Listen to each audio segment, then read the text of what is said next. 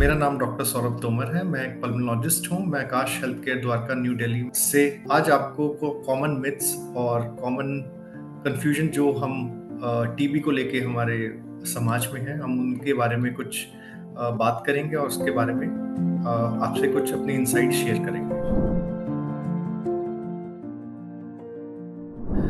देखिए, latent TB तब होता है जब माइकोबैक्टीरियम ट्यूबरकुलोसिस जो एक बैक्टीरिया है जो टीबी कॉज करता है, उससे इन्फेक्शन होता है, पर हमारा इम्यून सिस्टम इतना स्ट्रांग रहता है कि वो एक्टिव फॉर्म में कन्वर्ट नहीं हो पाता है और हमें कोई सिम्टम नहीं मिलते हैं। तो बेसिकली लेटेंट टीबी जो होता है वो यूजुअली कंटेजियस नहीं होता है, मतलब वो फैलता नहीं है एक आदमी से दूसरे आदमी को, और वो लगता नहीं है। बल्कि जो एक्टिव टीबी होता है उसमें जो हमारा माइकोबैक्टीरियम ट्यूबरकुलोसिस बैक्टीरिया होता है वो हमारी बॉडी में एक्टिव होता है और हमें सिम्टम्स प्रोड्यूस करता है, जैसे कि बुखार होना, खांसी होना, चेस्ट में डिस्कम्फर्ट फील होना, वजन कम होना, भूख में कमी आना।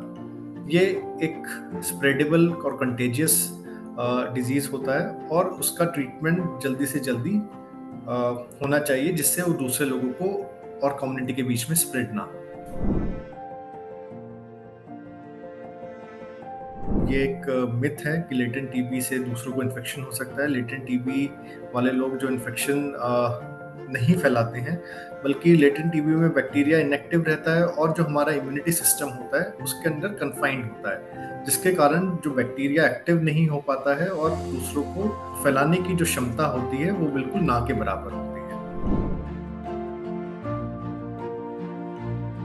बेसिकली 2 टेस्ट से पता किया जा सकता है कि हमारे जो बॉडी में कभी ना कभी अगर टीबी के बैक्टीरिया से कांटेक्ट हुआ है या नहीं।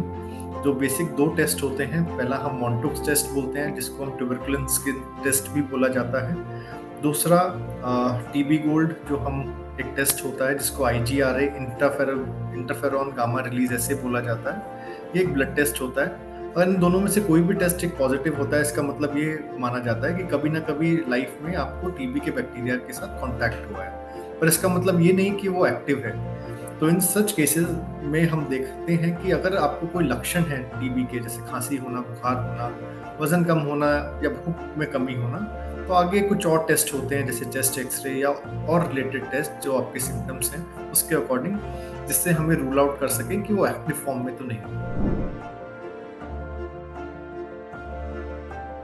देखिए, लेटेंट टीबी का इलाज करना इसलिए ज़रूरी है ताकि वो एक्टिव टीबी में ना बदले, खासकर उन लोगों के लिए जिनकी इम्यूनिटी पावर या इम्यून सिस्टम बहुत कमज़ोर होता है, जैसे कि जो लोगों को शुगर या डायबिटीज़ हम बोलते हैं उनको, या कैंसर के पेशेंट्स जो कीमोथेरेपी पे होते हैं, या कुछ HIV के पेशेंट्स।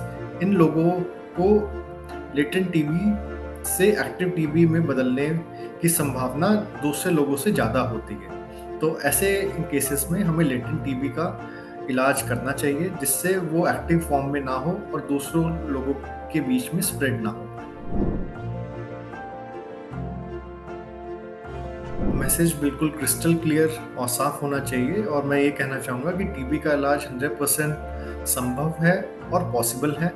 सही दवाई और ट्रीटमेंट प्लान को फॉलो करके आप पूरी तरह ठीक हो सकते हैं और एक हेल्दी लाइफस्टाइल जी सकते हैं। इसमें अपने डॉक्टर से संपर्क में रहिए, जैसे जैसे वो बोलते हैं वैसा वैसा ट्रीटमेंट लिए। जब तक वो बोलते हैं तब तक ट्रीटमेंट आपको लेना चाहिए और पूरा इलाज करना चाहिए। कुछ लोग जो 1 से 2 महीने में टीबी का इलाज करते हैं और उनको अच्छा लगता है तो बीच में वो छोड़ देते हैं। ऐसा हमें बिल्कुल नहीं सोचना चाहिए और ना करना चाहिए, जिससे ऐसा करने पे हमें ड्रग रेजिस्टेंस या MDR या XDR टीबी होने की संभावना बढ़ जाती है और दूसरों लोगों को फैलाने की क्षमता कम्युनिटी में बढ़ जाती है। मिलकर हमें फ्यूचर बनाना चाहिए जिसमें हम टीबी का एक साथ हम सामना करें और हम ऐसे कदम बढ़ाएं जिससे हम टीबी को इस वर्ल्ड से मुक्त कर पाएं।